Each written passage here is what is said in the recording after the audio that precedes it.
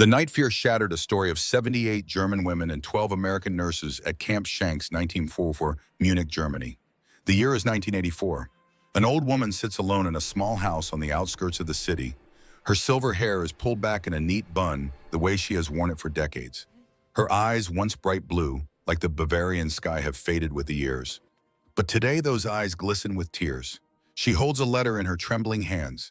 The envelope has yellowed with age, bearing a postmark from New Jersey, United States of America. Inside is a single sheet of paper and a small object wrapped in velvet cloth. She reads the final line of the letter aloud, her voice barely above a whisper. My mother, Lieutenant Catherine Morrison, passed away last month. In her will, she left you a gift. She said she never forgot the night of July 9th, 1944.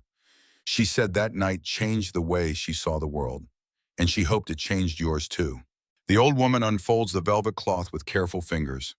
Inside lies an old stethoscope, its metal tarnished by 4 decades of time, its rubber tubing cracked and brittle.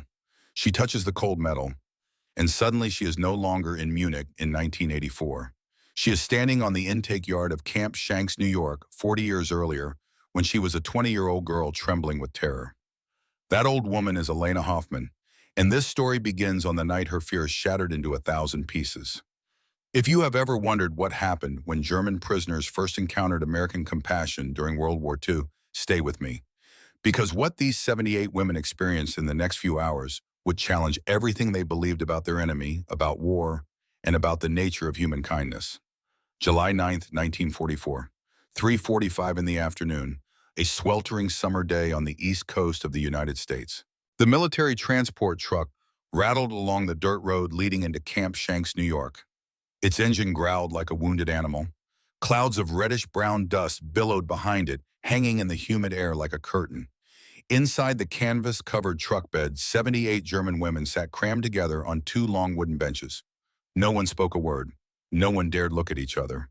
The air inside was thick enough to cut with a knife, heavy with sweat and fear, and the silence of people preparing for the worst.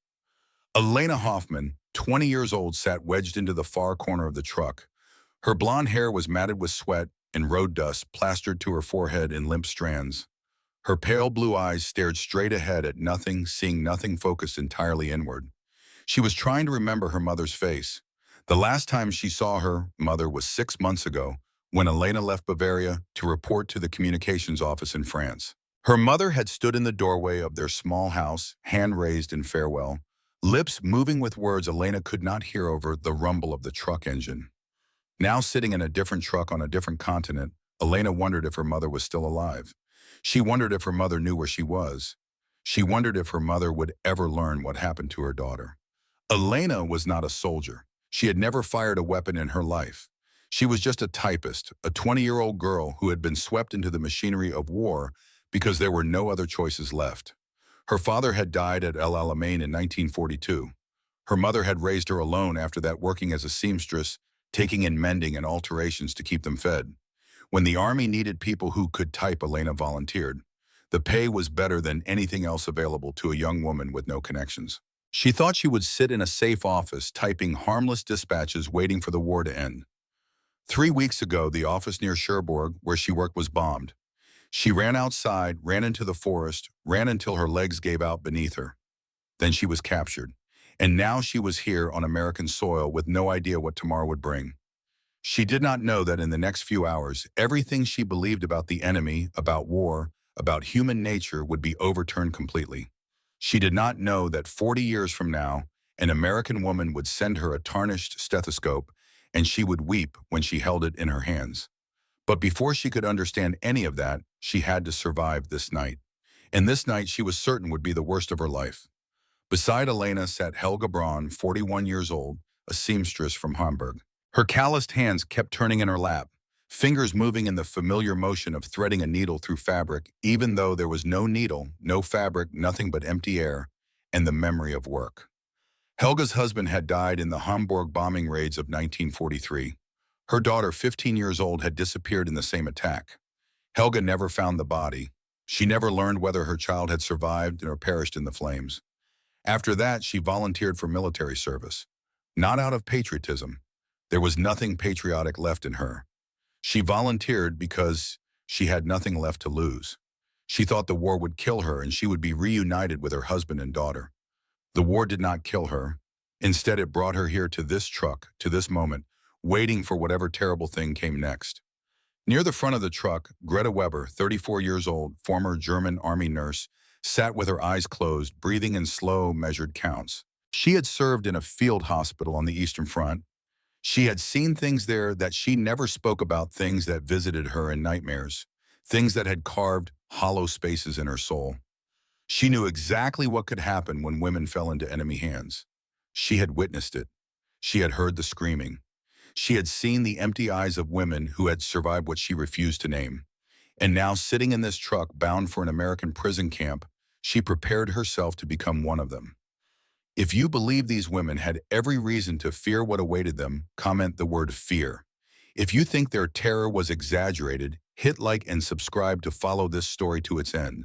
Because what happened next would force you to reconsider everything you think you know about how America treated its enemies during World War II. 4:20 in the afternoon. The truck lurched to a sudden stop. The brakes screamed like a strangled cry caught in a throat. The canvas flap at the rear of the truck was yanked aside. Afternoon sunlight flooded in like a slap across the face. Elena squinted, trying to see past the glare. Chain link fence topped with barbed wire. Guard towers at each corner. Armed soldiers standing at attention. A gravel intake yard baking under the summer sun. Out! Line up! No talking! The interpreter spoke in German, his voice flat and mechanical. No emotion, no explanation, only commands. Lena climbed down from the truck. Her feet touched the hot ground and she gasped at the heat radiating up through her thin shoes. She looked around at the 78 women forming two long lines across the intake yard, standing like sheep waiting for the slaughter. No one looked up. No one dared breathe too loudly. At 4:22, a sergeant stepped forward. He was tall and broad-shouldered, his face as expressionless as carved stone. He spoke to the interpreter in English. The interpreter turned to face the prisoners. His face revealed nothing, and he spoke three words: prepare for full inspection. 3 words, only 3 words, but they were enough to drain every drop of blood from the faces of all 78 women. Elena felt her heart stop for one beat. Then it resumed faster and harder than before, pounding against her ribs as if trying to break free from her chest. Full inspection. She knew what those words meant. In Europe, she had heard the stories. She had seen photographs pass secretly from hand to hand. She knew what happened when women fell into enemy hands and were subjected to inspection. The tension spread through the group like electricity through water. Helga Braun pressed her elbows tight against her rib cage, as if trying to make herself smaller. Liesel Schmidt, 23 years old, a military postal worker, whispered to the woman beside her that the Americans might shave their heads next. She had seen German soldiers shave the heads of French women accused of collaboration. She imagined her own brown hair falling to the ground in clumps, imagined being paraded through the camp, bald and humiliated. The thought made her knees buckle. She forced herself to stand straighter. At 4:32, a corporal walked down the line holding a clipboard. He checked each face against his list, marked a number beside each name, and moved on without speaking. No explanation, no reassurance, just the mechanical processing of human beings like inventory in a warehouse. Elena watched him mark the number 47 beside her name.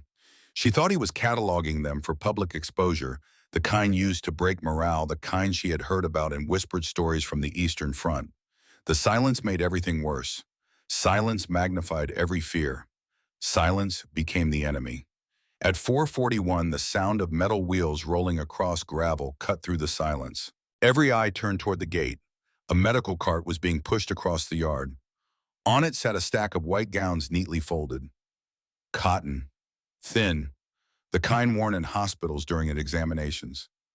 78 women stared at that stack of white fabric as if staring at a pile of knives. Elena felt her heart racing out of control. She knew what those gowns meant. Not to cover, to expose. She had heard about the medical examinations in certain camps where women were forced to wear thin gowns in front of dozens of male guards while being subjected to procedures that had nothing to do with medicine. Several women began trembling so violently that the guards took notice. But the guards said nothing. They continued with their tasks, lifting the gowns, counting them, setting them aside. No one offered the basic courtesy of explaining why the gowns were needed or how the inspection would be conducted. That silence confirmed every fear the women had been rehearsing in their minds. A gust of wind pushed dust across their bare ankles. The sun sank lower in the sky, casting long shadows across the gravel yard like dark fingers reaching for them. It did not matter whether the comparisons were fair. Fear does not rely on fairness. Fear takes the worst memories a person has ever witnessed and amplifies them until they seem inevitable. 4:59 in the afternoon.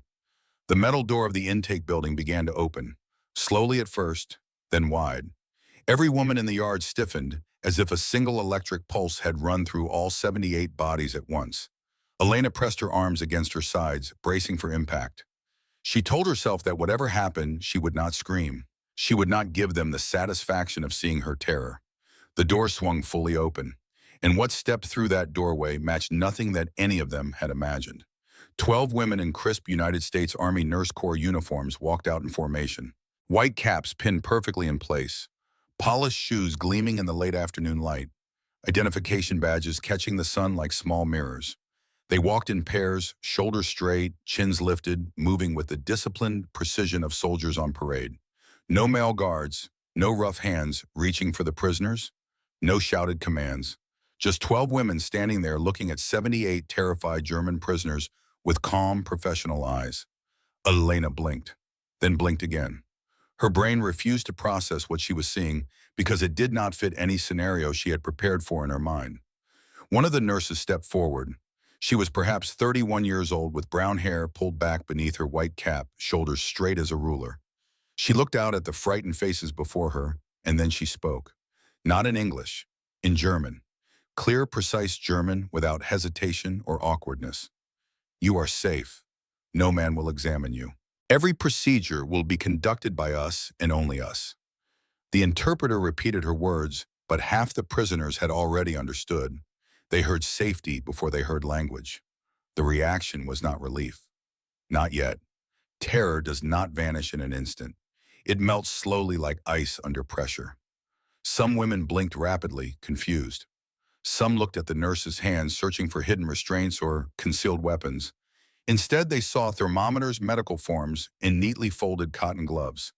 A kind of shock rippled through the line. Not the shock of violence. The shock of a world turned upside down. Nothing in German propaganda had prepared them for American women stepping forward to protect their dignity. The nurse who had spoken moved closer, stopping a few feet from the nearest prisoner. She softened her voice, though it remained steady and clear. Breathe, no one will harm you here. She switched to German again, her accent revealing childhood summers spent listening to immigrant grandparents. We are here to ensure you are healthy, that is all. Lena stared at her as if looking at a hallucination. Her lips moved, forming a single word that barely escaped as sound. Why, boy, the nurse understood, but she did not answer. There was no answer simple enough for a moment like this. No words could explain why a nation at war would choose to protect the dignity of its enemies. That nurse was Lieutenant Catherine Morrison, 31 years old head nurse of the female prisoner intake unit at Camp Shanks. She spoke German because her grandparents had immigrated from Bavaria to America in the 1890s. She had grown up hearing German in the kitchen, learning folk songs from her grandmother, while helping to prepare Sunday dinners. When the war began and the Army needed nurses who could communicate with German prisoners, Morrison volunteered. Not because she loved Germany, because she believed that even enemies deserved to be treated as human beings. The Geneva Convention of 1929, Article 3, stated clearly that female prisoners of war must be housed separately from male prisoners. Article 29 specified that all medical procedures on female prisoners must be performed by female medical personnel, except in emergencies.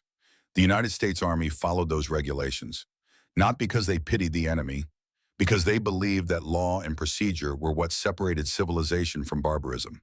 That was why 12 female nurses stood in that yard today. That was why no male soldiers would enter the intake building. That was why Elena Hoffman would never have to endure what she had feared for the past 2 hours. But she did not know that yet. She did not believe it yet. Fear does not dissolve just because someone says you are safe. The interpreter repeated Lieutenant Morrison's words. But the women in line had already understood the meaning, if not the reason. The reaction was not relief. Not yet. Some prisoners exchanged stunned glances. Some looked at the nurses with suspicion, searching for signs of the trap they still expected. Helga Braun whispered to Elena without moving her lips, "This is a trick. They want us to relax before they strike." Greta Weber said nothing. She only stared at the 12 American women as if trying to solve a puzzle for which she had no answer key. Lieutenant Morrison stepped closer still. She stopped a few paces from the nearest prisoner, close enough to speak quietly, far enough to avoid pressure. "I understand you are afraid," she said in German.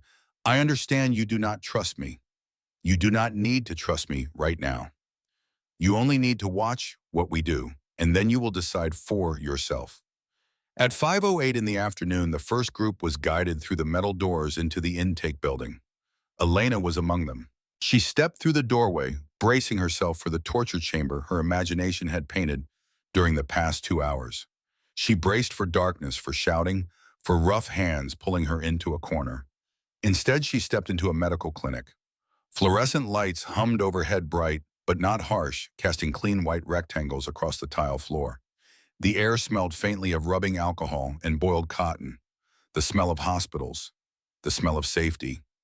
Or at least the smell that Elena associated with the safety from before the war, when hospitals were places of healing rather than places where people died for lack of medicine. Metal tables lined the walls, covered with medical instruments arranged in perfect order. Thermometers and disinfectant cups. Blood pressure cuffs coiled neatly. Stethoscopes arranged in rows like assembly line components. Nothing in this room suggested punishment. Every detail suggested procedure. And that strangely was what unsettled the German women most. They had expected chaos. They found a system. Lieutenant Morrison picked up the first clipboard and gestured for 3 women to step forward. Elena was among them. "Stand behind the privacy screen," Morrison said in German. "I will examine you personally. No one else will see." Privacy screens. Canvas stretched over wooden frames, dividing the room into separate compartments. Privacy. Elena looked at the screen as if looking at a miracle. Privacy in prison. That was a luxury she had never associated with captivity. Yet there it stood, tall and solid, protecting her from the eyes of anyone else in the room. She stepped behind the screen. Lieutenant Morrison followed, carrying her medical instruments and clipboard. Morrison spoke slowly in German, explaining each step before she performed it. "Arms forward. I will check your pulse first." She demonstrated the motion. Elena understood. She extended her arms. Morrison placed 2 fingers on Elena's wrist, counting her pulse. She recorded the number on a form. Then she lifted a thermometer and pointed toward Elena's mouth. Elena opened her mouth. The thermometer was placed beneath her tongue. Cold, metal, but not painful. One step at a time. One movement at a time. Nothing unexpected. Nothing invasive. Morrison spoke again, narrating each action before she performed it. "I am lifting your sleeve. I am checking for infection. I am placing the stethoscope on your back." Elena stood rigid, shoulders locked, waiting for the moment when care would transform into violation. The moment never came. Morrison found a small cut on Elena's forearm, partially healed, but showing early signs of infection. "This needs cleaning," Morrison said, pointing to the wound. She retrieved a cotton swab and a small bottle of antiseptic from the supply tray. Elena watched her prepare the swab, waiting for the sting of alcohol against raw flesh. In German field hospitals, antiseptic was applied quickly and, without warning, the pain considered irrelevant compared to the need for speed. Morrison looked at Elena and spoke one word. "Ready." She waited for Elena to nod before touching the wound. That single word, that moment of waiting for permission, struck Elena harder than the antiseptic that followed. No one had asked her permission for anything in months. No one had treated her body as something that required consent before being touched. The antiseptic stung, but the sting was bearable. What was not bearable was the kindness. Kindness was harder to endure than cruelty because kindness demanded something in return. It demanded trust. And trust was the one thing Elena had learned never to give. Then came the moment that would stay with Elena for 40 years. Morrison prepared to place the stethoscope on Elena's chest to listen to her heart and lungs. She lifted the instrument. The metal gleamed cold under the fluorescent lights. Elena stiffened, bracing for the shock of cold metal against her skin. She had experienced military medical examinations before in Germany, where doctors never bothered with the comfort of patients. Cold instruments pressed against warm flesh, without warning or apology. Morrison paused. She looked into Elena's eyes and saw the fear hidden there. And then she did something that Elena would never forget. She warmed the stethoscope in her palm. 3 seconds, 5 seconds, 10 seconds. The metal absorbed the warmth from human skin. Then Morrison placed the stethoscope against Elena's chest. Not cold, warm, like a gentle hand touching her through the fabric. Elena stared at her stunned. No German military doctor had ever paused to warm an instrument. Heat was wasted time. Gentleness was weakness. War had no room for such things. But here in this room, an American nurse had spent 10 seconds warming a stethoscope just so Elena would not have to endure unnecessary cold. 10 seconds. Only 10 seconds. But those 10 seconds would stay with Elena for 40 years. While Elena completed her examination, Greta Weber waited in line for her turn. She stood motionless, eyes fixed on the canvas screens ahead, but her mind had traveled thousands of miles away to a frozen landscape she had tried to forget. The winter of 1942, a field hospital near Smolensk, snow covering everything except the red of blood. That night in December, a patrol brought 8 captured Soviet nurses to the camp. They were young women, most of them younger than Greta, still wearing their military medical uniforms with the Red Cross emblems on their sleeves. They had been captured during a retreat separated from their unit found hiding in an abandoned farmhouse. Greta remembered watching them being led across the snow. Their hands bound, their faces blank with the particular emptiness of people who have already accepted their fate. She remembered thinking that they were medical personnel protected by international law. She remembered believing that they would be treated accordingly. She had been wrong. The screaming started after midnight. It came from a tent behind the main hospital building, a tent that was supposed to be used for storage. The screaming was high and desperate at first, then lower, then silent. The silence was worse than the screaming because silence meant something had ended, and Greta did not want to know what. The next morning, the 8 Soviet nurses were released. Released was the official word, though Greta knew it was a lie. The women who walked out of that tent were not the same women who had walked in. Their eyes had gone empty, hollow, like windows in a house where everyone had died. Some could barely walk. One had to be carried. Greta never learned their names. She never learned what happened to them afterward. She only knew that she had stood by and done nothing, and that knowledge had carved a hollow space inside her that nothing could ever fill. Now standing in line at Camp Shanks watching American nurses guide German prisoners behind privacy screens, Greta waited for history to repeat itself. She waited for the screaming. She waited for the empty eyes. But the screaming never came. Instead, she heard Lieutenant Morrison speaking in calm German, explaining each step of the examination process. She heard nurses asking permission before touching wounds. She heard the rustle of clean cotton gowns and the scratch of pencils on medical forms.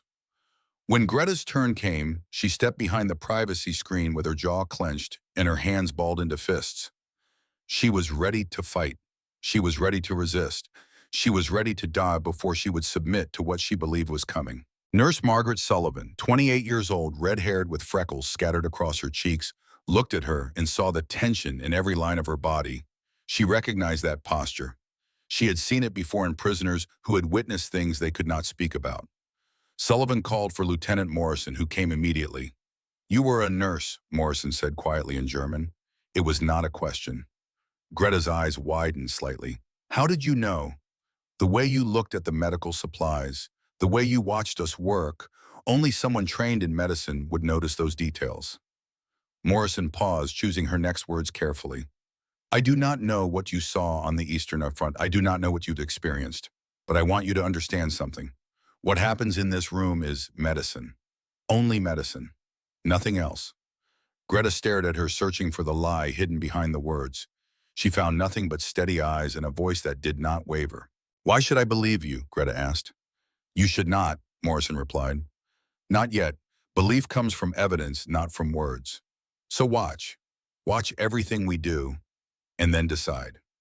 The examination proceeded exactly as Morrison had described.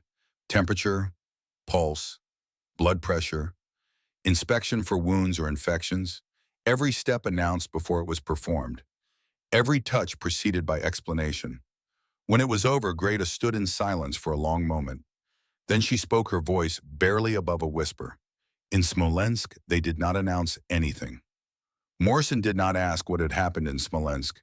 She did not need to ask. The answer was written in the lines around Greta's eyes, in the tremor of her hands, and the way she flinched at unexpected sounds. You are not in Smolensk anymore, Morrison said simply. You are in America, and in America we do things differently. At 5:27, Captain Richard Hollis entered the examination room. Elena, who had finished her examination and was waiting to be escorted to the next area, watched him through a gap in the privacy screens. She saw him stop at the doorway. She saw him remain at least 5 feet from any prisoner. She saw him review charts and sign forms without ever approaching the examination areas. And then she saw him leave. He had been in the room for less than 3 minutes. He had not spoken to any prisoner. He had not looked at any prisoner. He had simply verified that procedures were being followed and departed. That restraint, that self-imposed distance, communicated more than any speech about rights or dignity. It said that the rules were not merely words on paper. They were reality. They were enforced. They were the foundation on which everything else was built. Elena felt something shift inside her chest. Not relief exactly. Relief was too strong a word for such a small change. But something had cracked some wall that she had built to protect herself from hope. At 5:32, the examined prisoners were led down a hallway toward the supply area. Elena walked in line, still processing everything she had witnessed, still waiting for the moment when the kindness would end and the cruelty would begin. She turned a corner and stopped. Before her rose mountains of supply crates stacked from floor to ceiling. Cardboard boxes bearing labels in English filled with materials that her mind could barely comprehend. She read the labels, slowly translating each word. Sterile surgical gloves, 400 pairs, cotton bandages, 2,000 rolls, penicillin, 500 doses, iodine solution, 50 gallons, sulfa powder, 100 pounds, medical tape, 3,000 yards. Elena had worked in a German military communications office. She had typed supply requisitions. She knew exactly how scarce medical supplies had become by 1944. She knew that German field hospitals were reusing bandages until they disintegrated. She knew that penicillin was so rare that it was reserved only for the most critical cases, and even then, there was never enough. And here in a prison camp for enemy combatants, the Americans had stockpiled enough medical supplies to outfit an entire army division. Greta Weber stopped beside her, staring at the same mountains of boxes. This is not possible, Greta whispered. No country has this much. Not during a war. Not for prisoners. But the evidence stood before them, undeniable and overwhelming. Box after box after box, stretching down the corridor like a canyon of abundance. Elena thought about the last time she had seen a German supply depot. Half-empty shelves, requisition forms denied. Soldiers dying for lack of materials that were supposedly on their way, but never arrived. She thought about her mother back in Bavaria, rationing food and fuel, stretching every resource until it broke. And she thought about the country that had enough left over, even while fighting a global war, to stack crates of supplies from floor to ceiling in a prison camp for its enemies. What kind of nation could do this? The question lodged in her mind like a splinter, painful and impossible to remove. If you believe that small acts of compassion can reshape the world more powerfully than any weapon, stay with me. Because what happened next in Camp Shanks would prove that the greatest strength of the United States in World War II was not its bombs or its tanks. It was its abundance, and its choice to share that abundance even with its enemies. At 6:02 in the evening, the prisoners were led to the hygiene facilities. Ma'am. Elena stepped through the doorway and froze. 12 porcelain sinks lined the wall, white and gleaming, each fitted with 2 faucets, hot and cold. She could see steam rising from some of the basins, small clouds of vapor drifting upward in the warm air. Hot water. The words repeated in her mind but refused to make sense. Hot water. In a prison camp. For enemy prisoners. She had not bathed in hot water since leaving home more than 2 years ago. In her unit, they washed with buckets of cold water or melted snow. In winter, she had learned to bathe so quickly that her skin barely had time to register the cold before she was dressed again. She approached one of the sinks slowly, as if approaching a wild animal that might attack. She extended her hand toward the hot water faucet. She turned it. Water flowed out steaming hot, impossibly luxurious. She pulled her hand back as if burned, not from pain, from shock, from the sheer impossibility of what she was experiencing. Beside her, Helga Braun stood motionless in front of another sink. The older woman reached out and placed her hand under the running water, letting it flow over her calloused fingers. And then Helga began to cry. Not quiet tears, deep racking sobs that shook her entire body. She pressed her free hand against her mouth to muffle the sound, but her shoulders heaved and her breath came in ragged gasps. Elena watched, uncertain what to do. She had never seen Helga cry before. Even on the transport ship when conditions were worst, Helga had remained stoic and dry-eyed. The last time, Helga managed to say between sobs, the last time I had hot water was in Hamburg, before the bombs, when my husband was still alive, when my daughter was still. She could not finish the sentence. Elena understood. Hot water was not just hot water. It was memory. It was everything that had been lost. It was a world that no longer existed, briefly resurrected by steam and warmth. The other women in the room reacted in their own ways. Some stood frozen, unable to move. Some rushed forward to feel the water, then pulled back in disbelief. Some began washing immediately as if afraid the water would disappear if they hesitated too long. At 6:18 in the evening, the prisoners were led to the camp canteen. A bell chimed as the door opened, revealing a room that should not have existed during a global war. Shelves lined the walls, stocked with goods that Elena had not seen in years. Writing paper, envelopes, pencils, combs, sewing kits with needles and thread, hard candies in glass jars, small tins of cold cream for chapped skin, and in the corner, stacked in open wooden crates, rows of glass bottles with distinctive curved shapes and red labels. Coca-Cola. Elena stared at the bottles as if staring at artifacts from another planet. She knew what Coca-Cola was. Before the war, she had tasted it once in a cafe in Munich, when her father was still alive and the world still made sense. But that was 1938. 6 years ago, a lifetime ago. A guard opened one of the bottles to demonstrate. The metal cap popped off with a small sound. Gas hissed upward, forming tiny bubbles that raced along the inside of the glass. Several women stared as if witnessing sorcery. Helga Braun approached the counter slowly. Her tears had dried, but her eyes were still red. "How much?" she asked in German. The interpreter replied, 8 cents from your work credits. 8 cents. Helga had earned 12 cents on the transport ship sorting laundry. She had enough. She purchased a bottle and held it in her hands, feeling the cold glass against her palms, watching the condensation form droplets that ran down the sides like tiny rivers. She lifted the bottle to her lips and drank. The carbonation stung her tongue. The sweetness spread through her mouth, sweeter than she remembered, sweeter than anything she had tasted in years. She nearly dropped the bottle from shock. She had expected bitterness. She found sweetness. She had expected humiliation. She found small comforts arranged as if she were a guest and not an enemy. If you believe that abundance can defeat fear more effectively than any weapon, comment the word mercy. If you disagree, tap like and subscribe to follow the rest of this story. Because what happened next would shatter the last remaining walls these women had built around their hearts. At 6:27, the prisoners entered the dining hall. The line stretched along steam tables laden with food. Metal trays clattered against rails.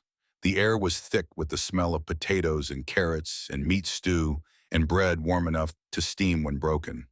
The food was simple but substantial. Calories calculated, portions balanced, protein measured. The cook served helpings large enough to satisfy laborers doing heavy physical work.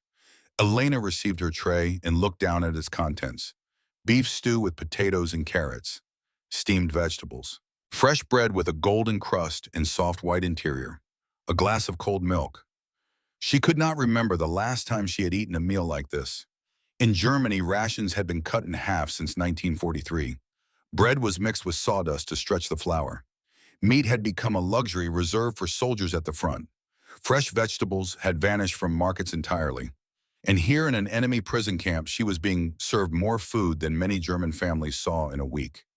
She sat at a long table with the other prisoners, no one speaking, everyone eating. The only sounds were the scrape of utensils against trays and the soft chewing of women who had forgotten what it felt like to be full. Elena bit into the bread. The crust crackled under her teeth. The soft interior melted on her tongue. She closed her eyes, and for a moment she forgot where she was. She was just a person eating bread. Real bread. Good bread. Bread that tasted like peace. At 6:52, a nurse appeared in the doorway of the dining hall. She asked if anyone felt ill or needed medical attention. No interrogation.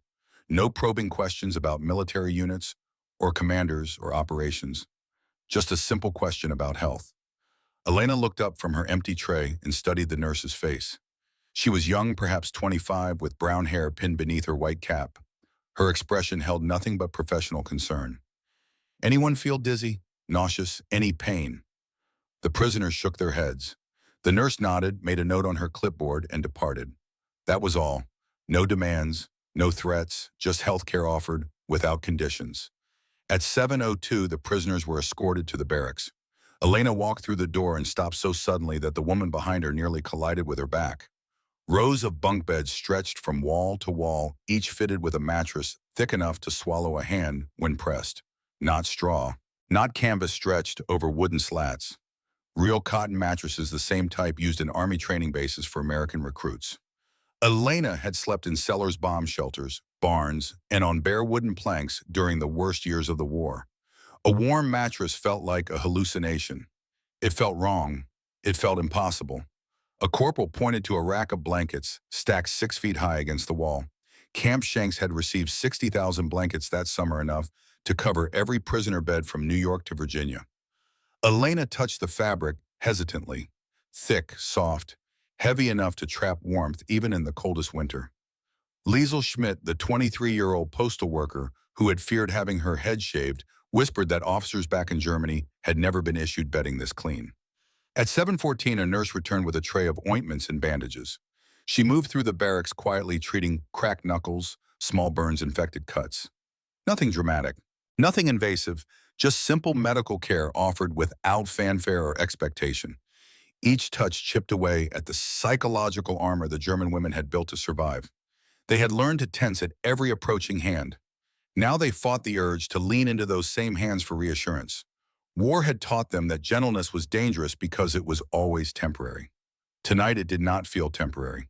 At 7:31, the lights in the barracks dimmed to a soft amber glow. Not darkness, just a gentler light, warm enough to see clearly, gentle enough to signal that the day was ending. The women lay on their bunks, stiff at first, refusing to relax their muscles. Every instinct screamed that comfort was a trap. Comfort in wartime usually preceded cruelty. But the minutes passed steady and uneventful, and the softness did not disappear. It stayed. That was the moment when fear began to crack. Helga Braun sat up slowly, the blanket clutched around her shoulders. She looked across the aisle at Elena and whispered into the darkness. Why? It was not a complaint. It was not awe. It was confusion so deep that it threatened to destabilize everything she thought she knew about the world. All her life she had been taught that enemies were predictable. Enemies were violent. Enemies were eager to break the defenseless. None of that had happened here. In the past several hours, she had been treated with more courtesy than as she had received during her final months in Germany. A nurse had warmed a stethoscope before touching her. Another had asked permission before cleaning a wound. A third had explained every step of the examination process. These gestures, small and unremarkable to Americans, landed like emotional explosions in the minds of women who had expected torture. At 7:45, the heaters along the wall clicked louder as they cycled into a higher setting. Warm air spread across the room, filling every corner with a steady, regulated heat. German shelters had gone cold in 1943. Coal shortages, bombed rail lines, factories reassigned to weapons production. Civilian heating had become a memory. The German women felt the warmth rising through the bunk frames into their backs. Several inhaled sharply, startled by the sensation. Warmth in wartime, provided by the enemy. The shock was not physical, it was emotional. Heat meant survival, and survival was something they had stopped planning for. At 7:52, Liesel Schmidt spoke into the darkness. Her voice was steady now, no longer trembling with the fear that had gripped her all afternoon. They do not need to make us afraid to control us. The words hung in the air like smoke. No one responded. No one needed to. The truth of those words was evident in everything they had experienced since stepping off the truck. Fear was a weapon of the weak, a weapon used by those who lacked other means of control. The Americans did not need fear because they had something far more powerful. They had abundance. They had organization. They had systems so efficient that there was no space for chaos or cruelty to enter. Elena thought about the mountains of medical supplies in the hallway. She thought about the hot water flowing endlessly from polished faucets. She thought about the blankets stacked 6 feet high against the wall. This was not kindness born of sentiment. This was kindness born of capacity. The Americans could afford to be merciful because they had enough. Enough food, enough medicine, enough resources, enough of everything. And having enough meant having choices. And choosing mercy when you could choose cruelty was the truest measure of strength. The night deepened around Camp Shanks. The generator hummed in the distance, feeding power to a compound built with industrial confidence that Germany no longer possessed. The women lay awake staring at the faint outlines of rafters above them, each asking the same question in the silence of their own minds. If the enemy could treat them this way, what did that say about everything they had been taught to believe? The fear that had gripped them since the truck stopped at 4:20 that afternoon had not vanished. It had shattered, broken into pieces too small to reassemble. And in its place, something new was growing, something fragile and uncertain, but undeniably real. The beginning of understanding. The understanding that cruelty was not inevitable, that power did not require brutality, that a nation could be strong enough to afford mercy and wise enough to extend it. That understanding would take years to fully form. It would reshape their memories of the war and their views of the enemy. It would follow them home to Germany after the war ended and color every story they told their children and grandchildren. But it began here in this barracks on this night in the simple miracle of warm blankets and full stomachs and the absence of violence. 40 years later, Elena Hoffman would receive a letter from New Jersey containing an old stethoscope. She would hold that tarnished metal in her hands and weep, remembering the night when an American nurse had taken 10 seconds to warm it before placing it against her chest. 10 seconds. That was all it took to plant a seed that would grow for 4 decades. That was all it took to prove that even in war, humanity could survive. If you believe that small acts of kindness can echo across generations, stay with me. Because in the final part of this story, you will learn what happened to Elena and Lieutenant Morrison, and how a single stethoscope traveled across an ocean and 4 decades to deliver a message that neither woman ever forgot. The night of July 9th, 1944 was far from over, and its lessons were only beginning to unfold. 7:58 in the evening. The barracks had grown quiet, but sleep refused to come. Elena Hoffman lay on her bunk staring at the ceiling, her mind racing through the events of the day like a film played at double speed. She tried to organize what had happened into some kind of logical sequence. She tried to find the pattern that would explain everything. But there was no pattern. There was only a series of impossibilities stacked one upon another until they formed a tower too tall to comprehend. She had expected humiliation. She received dignity. She had expected rough hands. She received gentle care. She had expected cold instruments pressed against her skin without warning. She received a stethoscope warmed in a nurse's palm. Every assumption she had carried onto that truck at 3:45 had been dismantled piece by piece over the past 4 hours. And now she lay in the darkness, wrapped in a blanket, softer than anything she had touched in years, trying to understand what kind of world she had entered. Across the barracks, Greta Weber lay motionless on her bunk. Her eyes were open, fixed on the ceiling, but she was not seeing the wooden beams above her. She was seeing snow. She was seeing a tent behind a field hospital. She was seeing 8 women with empty eyes walking out into a frozen morning. The memories would not stop coming. They crashed over her like waves, each one bringing another fragment of that night in Smolensk, another sound she had tried to forget, another image she had buried so deep she thought it would never surface again. And then without warning, she began to cry. Not quiet tears sliding down her cheeks.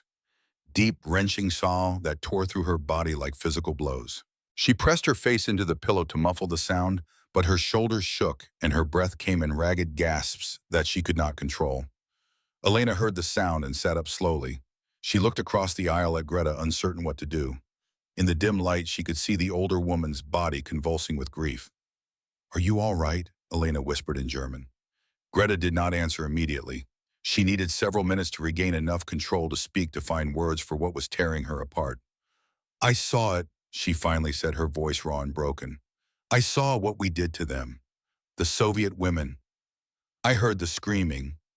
I saw their eyes the next morning. And I thought that was how war worked. I thought every army was the same." She paused, drawing a shuddering breath. "But they did not do it to us. They had all the power. They could have done anything, and they did not." The realization struck her like a bomb exploding in her chest. If the Americans could choose humanity, then what happened in Smolensk was not an inevitable consequence of war. It was not something that happened automatically when armies captured enemy women. It was a choice that her country had made. Elena listened in silence. She did not know what had happened in Smolensk. She did not need to know the details. The horror was written in every line of Greta's face, in every broken syllable of her voice. "I told myself there was nothing I could do." Greta continued, the words pouring out like blood from a wound. "I told myself that I was just following orders.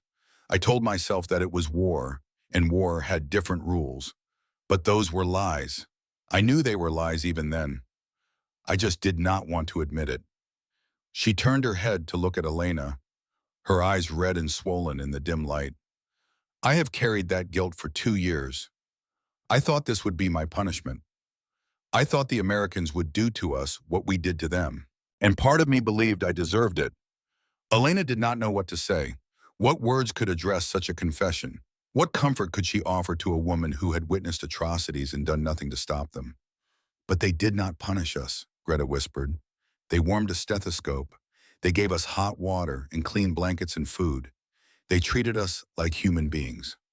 She closed her eyes and fresh tears slid down her temples into her hair. "And that is worse than punishment. Because punishment I could understand. This kindness I cannot understand. This kindness makes me question everything." The barracks fell silent except for the soft hum of the heaters and the occasional creak of wooden bunks as women shifted in their sleep. But Elena knew that many of them were awake, listening to Greta's words, feeling the weight of them settle into their own hearts. At 8:15, Helga Braun sat up in her bunk. The older woman had been listening in silence, her face wet with tears of her own. She looked around the barracks at the rows of bunks and the women lying beneath clean blankets, and she asked the question that none of them could answer. What kind of country fights a world war and still has enough left over to treat its enemies like patients instead of prisoners? Silence followed the question. It stretched for seconds that felt like hours, but the answer was already present in the room. It was woven into every thread of every blanket. It flowed through every pipe that carried hot water to the showers. It hummed in every generator that powered the lights and heaters. The answer was America. An industrial giant so vast that even its excess could sustain armies.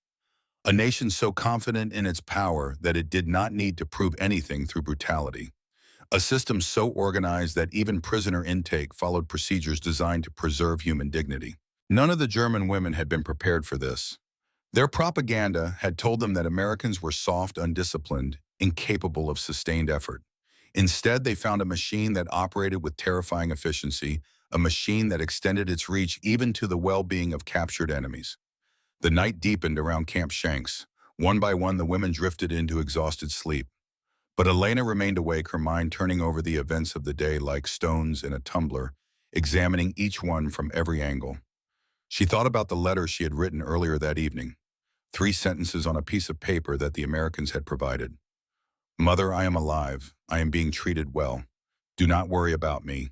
Simple words, true words, words she never expected to write from an enemy prison camp. She wondered if the letter would reach Bavaria. She wondered if her mother would believe it. She wondered what her mother would think when she read that her daughter, captured by the enemy, was being treated with more care than German soldiers received in their own field hospitals. And she wondered what Lieutenant Catherine Morrison was doing at this moment, whether the American nurse was sleeping or awake, whether she thought about the 78 women she had helped process today, whether she understood how profoundly her actions had affected them. Elena did not know it then, but at that same hour in another building across the camp, Lieutenant Morrison was also writing a letter. A letter to her father, a veteran of the First World War, A man who had taught her that strength and compassion were not opposites, but partners. Father, she wrote today, I saw something that changed me.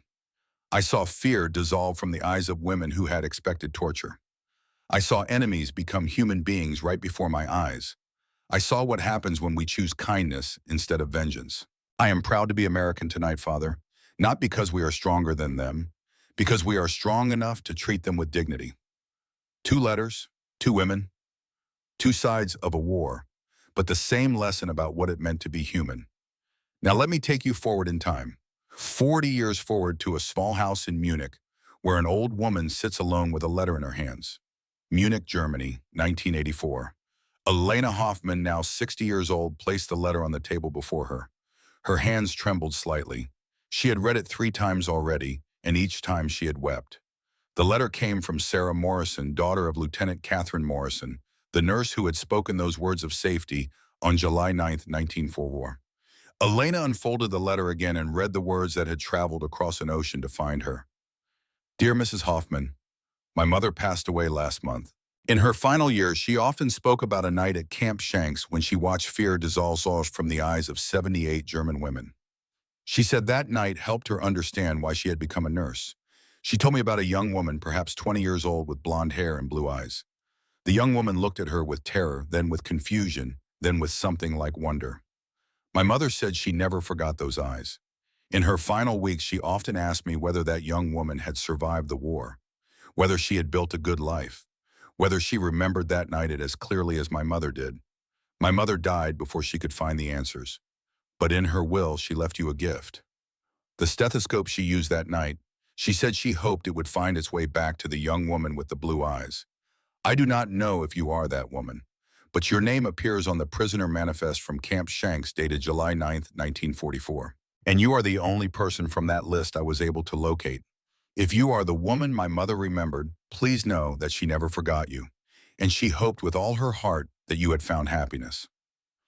With deepest respect, Sarah Morrison. Elena set down the letter and picked up the small object wrapped in velvet cloth. She unwrapped it slowly, carefully, as if handling something sacred. The stethoscope was old and tarnished.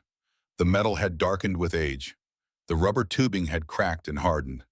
It was no longer functional as a medical instrument, but to Elena it was more valuable than gold. She held it in her hands and remembered. She remembered standing behind the canvas screen waiting for the cold shock of metal against her skin. She remembered Morrison pausing. She remembered watching her warm the instrument in her palm. She remembered the gentle pressure of warmed metal against her chest. 10 seconds. That was all it had taken. 10 seconds to warm a stethoscope. 10 seconds to plant a seed that would grow for 40 years. Elena pressed the old stethoscope against her heart, feeling the cool metal through her blouse. And she wept, not from sadness, from gratitude, from the overwhelming knowledge that a stranger had remembered her for 4 decades, that a small act of kindness had mattered enough to become someone's dying wish. She knew then what she had to do. If you believe that the connections we make with strangers can last a lifetime, comment the word abundance. If you believe that kindness is its own reward, share your thoughts below. Because what happened next would prove that some gifts travel across oceans and decades to deliver messages that transcend language and history. Summer 1985, New Jersey, United States of America. Elena Hoffman, 61 years old, stood on the sidewalk in front of a small house in the suburbs. An oak tree grew in the front yard, its branches spreading wide to shade the entire facade. The neighborhood was quiet, peaceful, utterly American. She had flown from Munich to be here, a long journey for a woman her age. But she could not have stayed away. She walked up the path and rang the doorbell. Footsteps approached from inside. The door opened. A woman in her 50s stood in the doorway. She had brown hair streaked with silver and gray-blue eyes that reminded Elena of autumn skies. She looked at Elena with curiosity and something else. Recognition, perhaps, though they had never met. Mrs. Hoffman, the woman asked. Yes, Elena replied in English, her accent still heavy with German sounds after all these years. And you are Sarah Morrison. Sarah nodded. Then she stepped aside and gestured for Elena to enter. They sat in the small garden behind the house beneath the shade of an apple tree. Sarah poured tea into 2 white porcelain cups, the kind of old-fashioned cups that get passed down through generations. My mother would have been so happy to know you came, Sarah said. She talked about that night so often, especially toward the end. Elena wrapped her hands around the warm cup, drawing comfort from its heat. I never forgot your mother, she said. I never forgot what she did for us, for me. She was just doing her job, Sarah replied. Elena shook her head slowly. No, she did more than her job. She gave us back our humanity. She showed us that the enemy was not a monster. She proved that people could choose kindness, even in war. She paused, searching for the right words in a language that was not her own. I lived 40 years with that lesson. I tried to treat everyone I met the way your mother treated me. I did not always succeed, but I tried. Every time I had the chance to be kind, I remembered the stethoscope, and I chose kindness. Sarah's eyes glistened with tears. My mother would have been so proud to hear that. There is something I must tell you, Elena continued. Something your mother might not have known. That night changed everything for me. Not just how I thought about Americans, how I thought about human beings, how I thought about what we owe each other. She reached into her bag and withdrew the old stethoscope, still wrapped in its velvet cloth. I brought this to return to you. It belongs with your family. It is part of your mother's legacy. Sarah looked at the stethoscope, then looked at Elena. No, she said firmly. My mother wanted you to have it. She made that very clear in her will. She said it belonged with the woman whose eyes taught her why her work mattered. Elena stared at her, unable to speak. My mother told me something once, Sarah continued. She said that in her whole career as a nurse, she saved many lives. But that night at Camp Shanks, she did not save anyone's life. She just warmed a stethoscope. And yet that moment was the one she was proudest of. Elena felt tears sliding down her cheeks. Do you know why, Sarah asked. Elena shook her head. Because saving a life is what nurses are supposed to do. It is their job. But taking 10 extra seconds to warm a piece of metal just to spare a frightened enemy prisoner a moment of unnecessary cold, that was a choice. And choices, my mother said, are what define us. They sat together in the garden until the sun began to set, two women connected by an act of kindness that had occurred 41 years before. They talked about the war and its aftermath. They talked about the lives they had built and the families they had raised. They talked about Catherine Morrison and the legacy she had left behind. When Elena finally rose to leave, Sarah walked her to the door. They embraced like old friends, though they had only just met. Thank you, Elena said, for finding me, for sending the letter, for giving me the chance to say goodbye to your mother even though she is gone. Sarah smiled through her tears. Thank you for coming, for proving that my mother's kindness mattered, for showing me that small acts can echo across decades. Elena walked down the path toward the waiting taxi. At the gate, she turned back for one last look at the house where Catherine Morrison had lived and died. And she made a silent promise. She would tell this story. She would make sure it was not forgotten. She would pass it on to her children and her grandchildren so that the lesson of that night in 1904 would continue to ripple outward through time. Berlin, Germany. The year is 2010. Maria Hoffman, 25 years old, stood in the examination room of one of Berlin's largest hospitals. It was her first day of clinical practice as a nursing student. Her hands trembled slightly as she prepared her equipment. Her first patient was an 80-year-old woman from Syria, a refugee who had fled the war that was tearing her homeland apart. The old woman sat on the examination table, hunched and small, her eyes darting around the room with the particular fear of someone who has seen too much violence. She did not speak German. She could not understand the words Maria was saying. She only knew that she was in a strange country, surrounded by strangers, about to be touched by hands she did not trust. Maria looked at her patient and saw the fear radiating from every line of her body. And suddenly she remembered. She remembered the story her grandmother had told her many times throughout her childhood. The story of a night in 1944. The story of 78 German women who expected torture and found mercy instead. The story of a stethoscope warmed in a nurse's palm. Maria picked up her own stethoscope. The metal gleamed cold under the fluorescent lights. She could simply place it against the old woman's chest and proceed with the examination. That was standard procedure. That was what she had been taught. But she had also been taught something else. Something that had been passed down through 3 generations, from an American nurse to a German prisoner to a grandmother, to a granddaughter. Maria raised the stethoscope to her lips and breathed warm air onto the metal disc. Then she pressed it into her palm and held it there, letting her body heat soak into the cold steel. 10 seconds. That was all it took. She placed the warm stethoscope against the old Syrian woman's chest. The woman looked at her with wide eyes, startled by the gentleness, startled by the warmth. And for the first time since entering the room, her shoulders relaxed. "You are safe here," Maria said softly in German, knowing the woman could not understand the words, but hoping she could understand the tone. The old woman looked at her, and something passed between them. Something that transcended language and nationality, in the distance between a 25-year-old German nursing student and an 80-year-old Syrian refugee. Understanding, recognition, the universal language of kindness. After the examination was complete, Maria walked to the small desk where she kept her personal belongings. She opened a drawer and looked at the object inside. An old stethoscope tarnished with age, its rubber tubing cracked and brittle.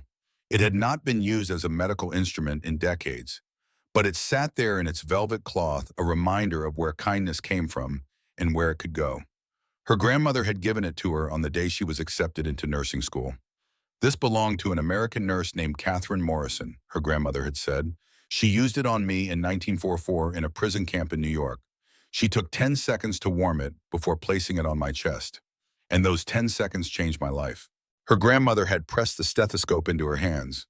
"Now it belongs to you, and every time you have the choice between efficiency and kindness, I want you to remember this. I want you to remember that 10 seconds can change everything.